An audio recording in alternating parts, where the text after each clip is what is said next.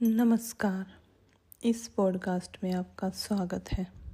मैं मृत्यु सिखाता हूँ, पार्ट 9.3। एक आदमी मेरे पास आया और उसने मुझसे कहा कि मैं पांडिचेरी हो आया, रावण आश्रम हो या रामकृष्ण आश्रम गया, सब पाखंड है, कहीं भी कुछ भी नहीं है, मुझे शांति चाहिए, कहीं नहीं मिलती। मैं 2 साल से भटक रहा हूँ। पांडिचेरी में किसी ने मुझे आपका नाम दे दिया तो मैं सीधा वहाँ से यहीं चला आया। मुझे शांति चाहिए। मैंने कहा, तुम सीधे उठो और दरवाजे के बाहर हो जाओ, नहीं तो मैं भी पाखंडी सिद्ध हो जाऊंगा। उसने कहा, क्या मतलब आपका? मैंने कहा, बस तुम अब जाओ, अब तुम लौटकर इस तरफ देखना ही मत।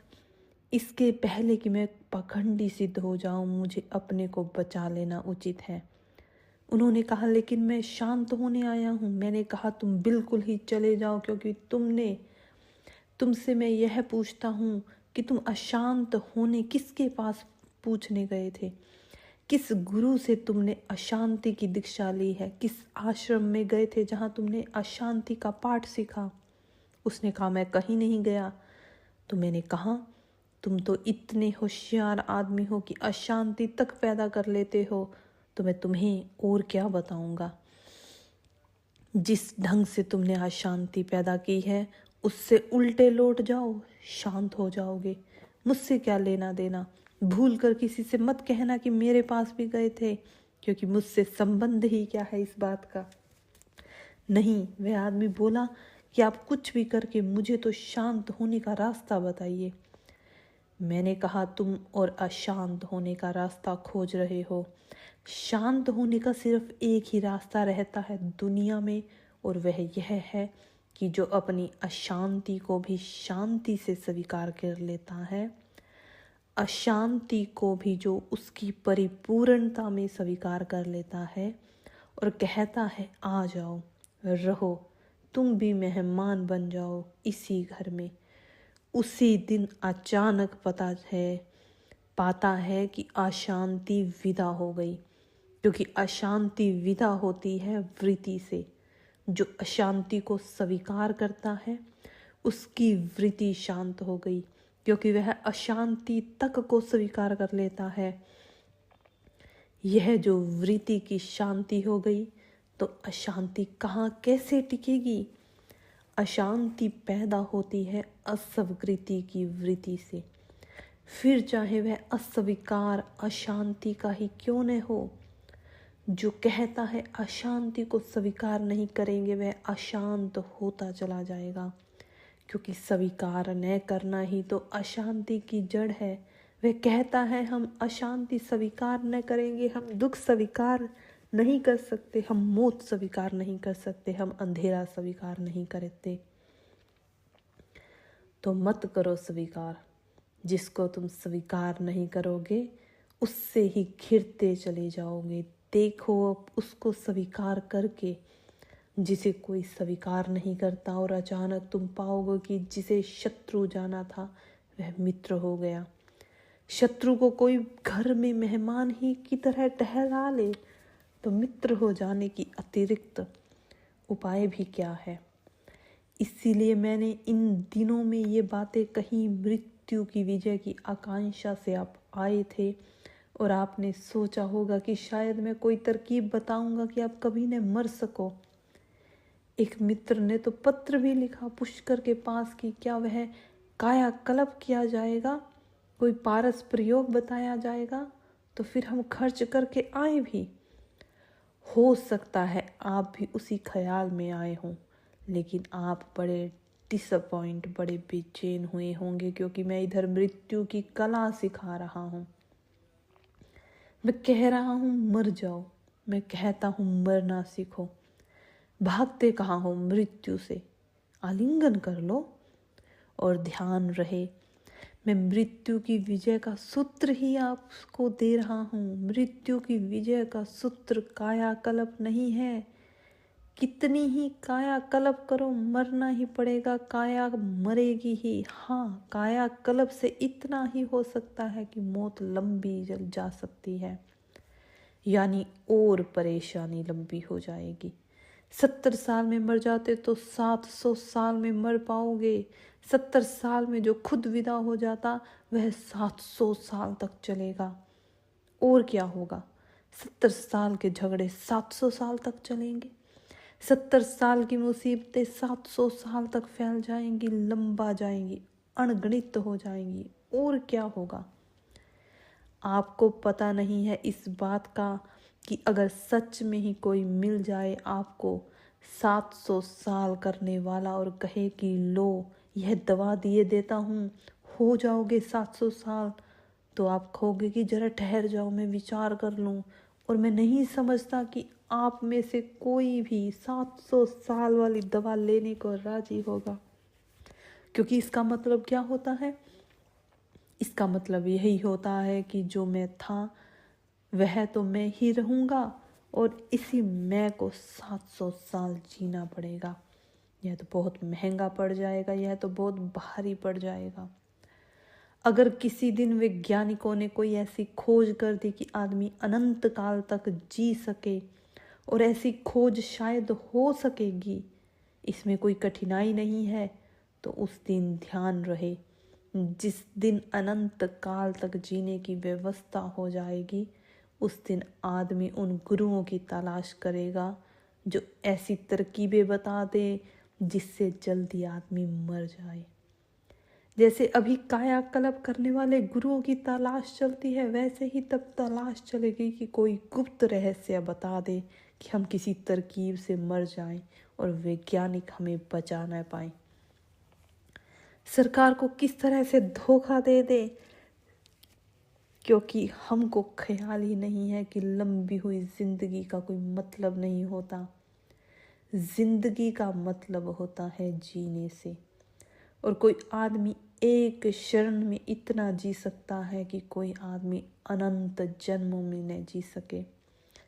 वह जीने की बात है, और जी वही सकता है जिसका भय मृत्यु का चला गया है। नहीं तो जिएगा कैसे? भय की वजह से कांपता रहेगा, खड़ा ही नहीं हो पाता, भागता ही रहता है। क्या आपको ख्याल में है यह बात कि दुनिया में निरंतर स्पीड चढ़ती चली जाती है? हर चीज की गति है। बैलगाड़ी से रॉकेट बड़ा अच्छा है एक लिहाज से, क्योंकि कहीं भी हम जल्दी पहुंच सकते हैं, वह ठीक है। लेकिन स्पीड का इतने आग्रह क्यों है? यह आपको ख्याल में भी न होगा कि सारी गति की चेष्टा मनुष्य की, वह जहाँ है वहाँ से भागने की चेष्टा है। वह जहाँ है इतना डरा हुआ है, इतना घबराया हुआ है कि वह कहता है कहीं भी हो इससे अच्छा होगा, भागो, जाओ कहीं भी।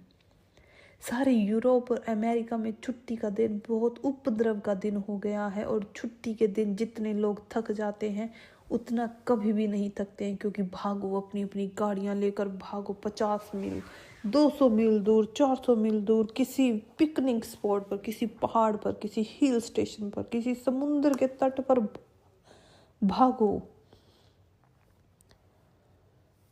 जोर से भागो, क्योंकि और लोग जोर से भागे जा रहे हैं। पता नहीं वे कहीं पहले पहुंच जाएं जहां हमें पहुंचना चाहिए, लेकिन पूछो पहुंचना कहाँ है, तो इसका पक्का पता नहीं है कि पहुंचना कहाँ है। एक बात पक्की है कि जहाँ है वहां से निकल जाए, घर से निकल जाए, पत्नी से भाग जाए, दफ्तर से भाग जाए, दुकान से भाग जाए, जहाँ है वहां से भाग जाए।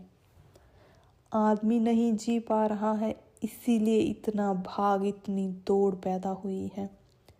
और तेज करते जाओ वाहन को ताकि भागने में गति आ जाए। लेकिन पूछे कि जा कहाँ रहे हैं, कहाँ पहुँचने का इरादा है, तो वे कहेंगे अभी फुर्सत नहीं है बताने की, मुझे जल्दी पहुँचना है।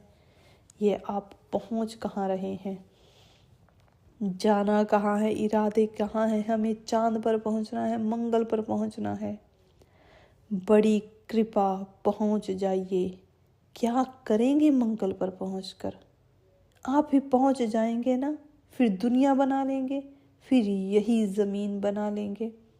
करेंगे क्या? हिल स्टेशन पर पहुँच जाइए, क्या होता है? 10 साल बाद बम्बई हो जाती है हिल स्टेशन। वह जो आदमी बम्बई से हिल स्टेशन गया, वह वहां जाकर कहता है क्या होटल कहाँ है अच्छे? तो होटल बम्बई में भी थे अच्छे, दिक्कत क्या है, आप आए क्यों यहाँ? वह कहता है बिस्तर कहाँ है अच्छा, बाथरूम कहाँ है अच्छा, वे बम्बई में थे। वह कहता है यहाँ सब होना चाहिए। वह भागा था बम्बई से उन्हीं बाथरूम, उन्हीं होटल, उन्हीं स्त्री, उन्हीं बच्चों से, और सारी कंपनी लेकर वहीं पहुंच गया है। फिर अपने बच्चे पत्नी को लेकर वहां खड़ा हो गया है। फिर 10-5 मित्रों को भी ले गया है साथ में। फिर वहां भी सिनेमा घर बना लिया है, होटल बना लिया है, अच्छे पक्के रास्ते बना लिए हैं, कार ले गया है। थोड़े दिन में वह पाता है कि फिर वह वहीं आ गया। वह कहता है कि अब और हिल स्टेशन चाहिए, दूसरी जहां पर उपद्रव न हो। चांद पर चलो, चांद पर जाओ, क्या होगा, आदमी जैसा है वैसा ही वहां पहुंच जाएगा, कहीं भी चला जाए।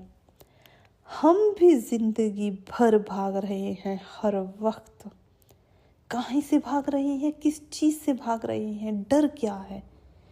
एक डर है, जीवन को जी नहीं पाते, और मौत का डर है कि मौत न आ जाए। और जीवन को ही जी नहीं पाते और मौत का डर है, और ये दोनों बातें जुड़ी हैं। जो मौत से डरा है वह जीवन को नहीं जी पाएगा, क्योंकि मौत कंपा देती है। तो अब क्या रास्ता है? आप मुझसे पूछते हैं रास्ता क्या है, मैं कहता हूँ इस मौत को स्वीकार कर लो। मौत से कहो आ जाओ, जिएंगे पीछे, तुम पहले आ जाओ, तुमसे पहले निपट ले। यह बात खत्म हो तो फिर फुर्सत से जी ले, तुम आ जाओ, तुम्हें पहले ले लें, फिर फुर्सत से सुविधा से बैठकर जिएंगे। और जो आदमी मौत को इस भांति ले लेता है, ध्यान उसी के लिए आमंत्रण है। जो इस भांति ले लेता है वह तत्काल खड़ा हो जाता है, उसकी स्पीड, वह तेजी भागने की विलीन हो जाती है। कभी आपने देखा, अगर आप साइकिल चलाते हैं तो जिस दिन आप क्रोध में हो पेडल जोर से चलता है, कार चलाते हैं तो जिस दिन क्रोध में हो उस दिन एक्सीलेटर जोर से दबता है। कभी ख्याल किया आपने? मनोवैज्ञानिक तो कहते हैं कि जो एक्सीडेंट होते हैं वे कार की खराबी की वजह से नहीं, रास्ते की खराबी की वजह से नहीं, वह जो कार का एक्सीलेटर दबा रहा है उस आदमी के भीतर कुछ गड़बड़ है। वह तेजी से दबा रहा है, दांत बीचे हुए हैं, वह किसी न किसी तरह से चाह रहा है कि एक्सीडेंट हो जाए।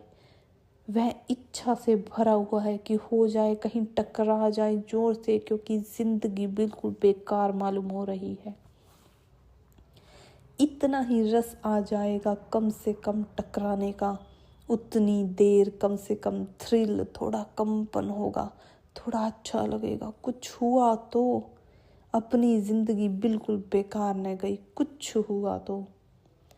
आज अमेरिका और यूरोप में अनेक हत्यारों ने आंदोलनों में ये बयान दिए हैं, अदालतों में ये बयान दिए हैं कि उस आदमी को हमारा कोई झगड़ा ना था, हम सिर्फ अखबार में अपना नाम देखना चाहते थे और कोई रास्ता नहीं था नाम छपाने का। साधु का तो नाम अब सब छापते हैं, अब तो सिर्फ हत्यारों का छपता है। हत्यारे 2 तरह के हैं, एक तो प्राइवेट हत्या करने वाले लोग, निजी अपना आप व्यक्तिगत हत्या करने वाले, उनके छपते हैं, और एक सामूहिक हत्या करने वाले राजनीतिज्ञ, पॉलिटिशियंस, उनके छपते हैं। बाकी तो किसी का छपता नहीं। तो साधु होने का कोई उपाय नहीं, साधु हो भी जाओ तो कोई नाम छापने वाला नहीं है, इससे कोई मतलब नहीं है। एक आदमी को छुरा भोंक दो तो अखबार में कम से कम पहली ऊपर हेडिंग में छपता तो है कि फलां आदमी ने फलां आदमी को छुरा भोंक दिया, और वो कहता है अदालत में कि मेरी कोई दुश्मनी न थी, कोई मतलब न था, इस आदमी को मैंने कभी देखा भी न था, सिर्फ इतनी पीठ देखी और छुरा भोंक दिया, और पीठ अच्छी लगी, और जब छुरा भोंका और खून का फव्वारा बहा तो मुझसे भी लगा कि मैंने जिंदगी में बेकार नहीं गवा दी, कुछ तो किया है। जिसकी चर्चा होगी, चर्चा हो रही है, खबर चर्चा कर रहे हैं, अखबार चर्चा कर रहे हैं, अदालतें चर्चा कर रही हैं, बड़े बड़े मैजिस्ट्रेट काले चोगे पहनकर और बड़े बड़े वकील काले चोगे पहनकर बड़ी गंभीरता से कार्य कर रहे हैं। मैंने भी कुछ किया है, कोई साधारण आदमी नहीं हूँ। मौत से भागा हुआ डरा हुआ आदमी इतना नीरस, उदास, इतना उब गया है कि वह कुछ भी कर सकता है, लेकिन एक काम नहीं कर रहा है कि वह मौत को स्वीकार कर ले कि आओ। और जैसे ही कोई उसे स्वीकार कर लेता है, उसके जीवन में नया द्वार खुल जाता है जहाँ प्रभु का निवास है। परमात्मा के मंदिर पर लिखा है मरो, और परमात्मा के मंदिर में जीवन की रसधारा बह रही है। मरो, इस साइन बोर्ड को देखकर लोग लौट जाते हैं, भीतर कोई जाता ही नहीं। बड़ी कुशलता की, बड़ी होशियारी की, नहीं तो बहुत भीतर भीड़ हो जाए और जीना मुश्किल हो जाए। तो जीवन का जहाँ मंदिर है वहाँ लिखा है बाहर मरो। वे जो डर गया वे भाग जाते हैं। इसलिए मैंने कहा कि मरना सीखना पड़ता है। और जीवन का सबसे बड़ा रहस्य यही है, कैसे हम मरने को सीख ले और स्वीकार कर ले। रोज रोज तो अतीत है, वह मर जाए, वह रोज ही मर जाए, कल का मर जाए। हम नहीं मरने देते उसको। 70 साल का बूढ़ा आदमी हो गया, उसका बचपन अभी तक नहीं मरा। वह बैठकर कहता है कि वे दिन ही और थे, वे बात ही और थी, बड़े आनंद के दिन थे, बड़ी बचपन, मरा नहीं उसका। अभी वह इरादे वही कर रहा है कि वही हो जाए सब जो था। वह अभी मरा नहीं है, अभी बूढ़ा हो गया है, बिस्तर पर लगे हुए है, लेकिन उसकी जवानी नहीं मरी है। वे विचार वही कर रहे हैं, वही जमाने में जो अभिनेत्रियां उन्हें दिखाई पड़ी होंगी, हालांकि अब वो कोई नहीं रही। वे उनको देख रहे हैं, वे ही चित्र चल रहे हैं, मरा नहीं कुछ। कल मरता ही नहीं हमारा, हम मरने की हिम्मत ही नहीं जुटाते हैं। हम किसी चीज को मरने ही नहीं देते, बस सब इकट्ठा हो जाता है, सब मरा हुआ जो मर चुका है। हम मरने नहीं देते, बोझ की तरह इकट्ठा कर लेते हैं, उसके बोझ में हम जी नहीं पाते। तो मरने की कला का एक सूत्र यह है कि वह जो मर गया है उसे मर जाने दो। जीसस एक झील के पास से गुजर रहे थे। एक बड़े मजेदार घटना घटी। एक झील में सुबह है, सूरज निकलने को है, अभी अभी लाली फैली है। कुछ मछुआरों ने जाल फेंका है मछलियां पकड़ने को। मछलियां पकड़कर वह जाल खींचता है। जीसस ने उसके कंधे पर हाथ रखा और कहा, मेरे दोस्त, क्या तुम्हारी जिंदगी मछलियां ही पकड़ते रहोगे? कि पूरी जिंदगी मछलियां ही पकड़ते रहोगे? सवाल तो उसके मन में भी कई बार यह उठा था कि क्या सारी जिंदगी मछलियां ही पकड़ता रहूंगा? किसके मन में नहीं उठता? हाँ, मछलियां अलग अलग हैं, जाल अलग अलग है, तालाब अलग अलग है, लेकिन सवाल तो उठता ही है कि क्या जिंदगी भर मछलियां ही पकड़ते रहे? उसने लौटकर देखा कि कौन आदमी है, तो मेरा ही सवाल उठाता है। पीछे जीसस को देखकर, उनकी हंसी हुई शांत आंखें देखकर, उनका व्यक्तित्व देखकर उसने कहा कि और क्या कोई उपाय भी तो नहीं है? और कोई सरोवर कहाँ है? और मछलियाँ कहाँ हैं? और जाल कहाँ फेंकूं? पूछता तो मैं भी हूँ कि क्या जिंदगी भर मछलियाँ ही पकड़ता रहूँगा? तो जीसस ने कहा कि मैं भी एक मछुआरा हूँ, लेकिन किसी और सागर पर फेंकता हूँ जाल। इरादा हो तो आओ, पीछे आ जाओ, लेकिन ध्यान रहे, नया जाल वहीं फेंका सकते हैं जो पुराना जाल फेंकने की हिम्मत रखता हो। छोड़ दो पुराने जाल को वहीं। वह मछुआरा सच में हिम्मत वाला रहा होगा। कम लोग इतने हिम्मत वाले होते हैं। उसने जाल को वहीं फेंक दिया। उसने मछलियां भरी थी। मन तो किया होगा कि खींच ले, कम से कम इस जाल को तो खींच ही ले, लेकिन जीसस ने कहा कि वही नए जाल को फेंक सकते हैं नए सागर में जो पुराने जाल को छोड़ने की हिम्मत रखते हो। छोड़ दे उसे। वही उसने उसे छोड़ दिया और उसने कहा, बोलो कहाँ चलूं?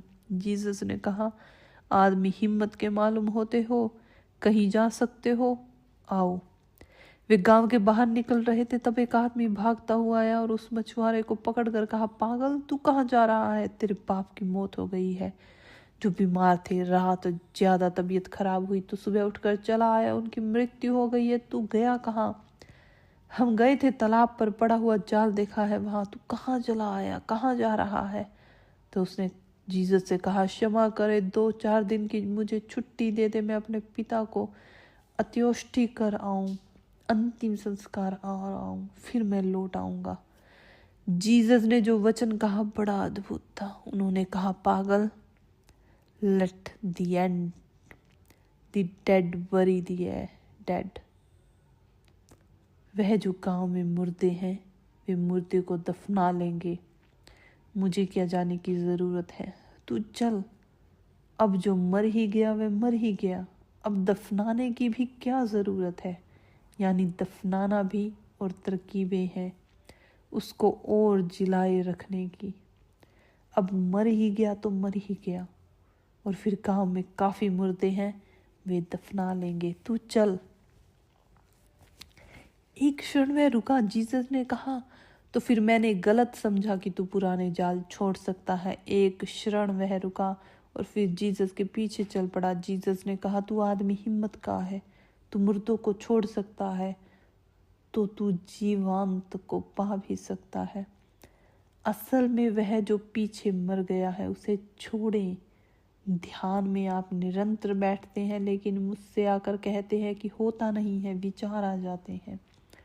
वे आ नहीं जाते, आपने उनको छोड़ा ही है कब? छोड़ा ही नहीं, उनको निरंतर पकड़े रहते हैं। उन बेचारों का क्या कसूर है? अगर कोई आदमी एक कुत्ते को रोज अपने घर में बांधे रहे और रोज खाना खिलाए और फिर एक दिन अचानक उसको घर के बाहर निकालने लगे और वह चारों तरफ से घूमकर वापस आने लगे, तो कुत्ते का कसूर है? अचानक आप ध्यान करने लगे और कुत्ते से कहें, हटो यहाँ से, और कल तक उसको रोटी दी, आज सुबह तक रोटी दी, आज सुबह तक चूमा पुचकारा, उसकी पूंछ हिलाने से आनंदित हुए, उसके घंटी बांधे, गले में पट्टा बांधे, घर में लगा कर रखा। अचानक आपका दिमाग हो गया कि ध्यान करें। उस कुत्ते को क्या पता? वह बेचारा घूम कर लौट आता है वापस। वह कहता है कोई खेल हो रहा होगा, और जब आप उसको और भगाते हैं और वह खेल में आ जाता है, वह और रस लेने लगता है कि कोई मामला जरूर है, मालिक आज कुछ बड़े आनंद में मालूम पड़ रहे हैं। तब मुझसे आप कहते हैं आकर कि विचार नहीं जाते हैं। वे जाएंगे कैसे? उन्हीं विचारों को पोसा है आपने, खून पिलाया है अपना, उनको बांधे फिरते हैं, उनके गलों पर पट्टे बांधे हुए हैं आपने अपने नाम के। आदमी से जरा कह दो कि यह जो तुम कर रहे हो गलत है, वह कहता है मेरे विचार और गलत? मेरा विचार कभी गलत नहीं हो सकता। अब जिस पर आप पट्टा बांधे हुए हैं अपना, वह बेचारा लौट कर आ जाता है। उसे क्या पता कि आप ध्यान कर रहे हैं। अब आप कहते हैं कि हटो, भागो। ऐसे वह नहीं भागेगा। विचार को हम पोस रहे हैं, अतीत के विचार को पालते चले जा रहे हैं, बांधते चले जा रहे हैं। अचानक एक दिन आप कहते हैं हटो। एक दिन में नहीं हट जाएंगे, उसका पोषण बंद करना पड़ेगा, उसका पालना बंद करना पड़ेगा। ध्यान रहे, अगर विचार छोड़ने हो तो मेरा विचार कहना छोड़ देना।